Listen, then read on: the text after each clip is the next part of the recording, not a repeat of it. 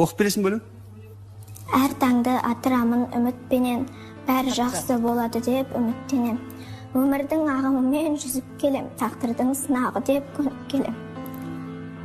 Бұл бізге берілген сынақ шығар, түңіліп қапа болсам сағымсына. Сол үшін күресемін, мойымаймын, жеңіп шығам бір Алланың қалауымен. Сұраймын бір Алладан денсаулықты, дұға қылшы аналар ақжаулықты.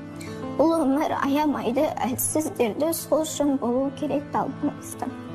Жанымдағы аяулы анам менің, әлпештеп аялайтын банам менің.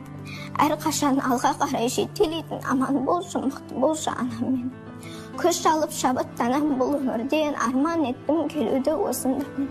Мен үшін қолын созған әрбір жанға бас иіп алғыс айтам шын жүрек.